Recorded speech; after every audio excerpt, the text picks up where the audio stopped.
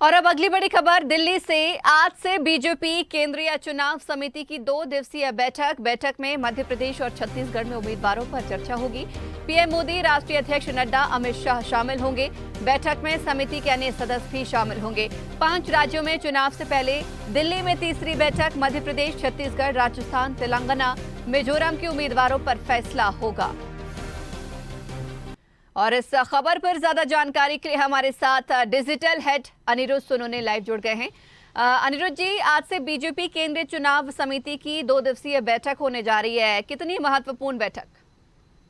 देखिए, दिल्ली में आज भारतीय जनता पार्टी की केंद्रीय चुनाव समिति सेंट्रल इलेक्शन कमेटी की बैठक है। यह बहुत ही महत्वपूर्ण बैठक है क्योंकि अगले कुछ दिनों में चुनाव आयोग फैसले लेने वाला है चुनाव की तारीखों का। तो आज की बैठक की बात करें तो दिल्ली में जो central election committee Bharatiya Janata party की बैठक है उसमें प्रधानमंत्री नरेंद्र मोदी खुद मौजूद रहेंगे। उनके साथ राष्ट्रीय अध्यक्ष जेपी नड्डा, इसके अलावा राजनाथ सिंह, अमित शाह और केंद्रीय चुनाव समिति के लगभग जितने सदस्य हैं लगभग सभी सदस्य मौजूद रहेंगे। और आने वाले दिनों में 5 राज्यों में विधानसभा चुनाव होना है जिनमें मध्य प्रदेश, छत्तीसगढ़, राजस्थान, तेलंगाना और मिजोरम शामिल है। और जहां तक बात करें इन 5 राज्यों की तो इनके टिकटों पे आज बड़ा मंथन होगा और ये बैठक आज भी चलेगी और कल भी चलेगी। और देखा जाए तो अभी तक भारतीय जनता पार्टी ने मध्य प्रदेश और छत्तीसगढ़ में अपनी पहली और दूसरी सूची जारी कर दी है। छत्तीसगढ़ में 90 में से लगभग 21 सीटें पार्टी ने घोषित कर दी है। इसी तरह मध्य प्रदेश में 78 सीटों पर पार्टी ने अपने उम्मीदवार घोषित कर दिए। और पार्टी ने बड़े चौंकाने वाले फैसले लिए।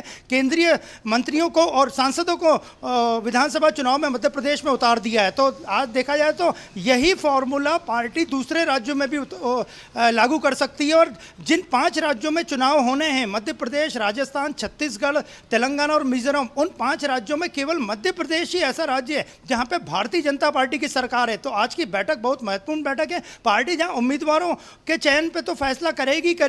और इस बैठक की महत्वता इसलिए भी बढ़ जाती है कि प्रधानमंत्री नरेंद्र मोदी खुद बैठक में मौजूद रहेंगे। और उम्मीदवारों के चयन के साथ ऐसा माना जा रहा है कि पार्टी और भी बड़े फैसले ले सकती है क्योंकि चुनाव आयोग जैसी उम्मीद जताई जा रही है 7 या 8 अक्टूबर को चुनाव की तारीखों पे इन 5 राज्यों के कोई बड़ी घोषणा कर सकता है, तारीखों की घोषणा कर सकता है। इसलिए आज की बैठक जो 2 दिनों तक चलेगी काफ़ी महत्वपूर्ण बैठक है।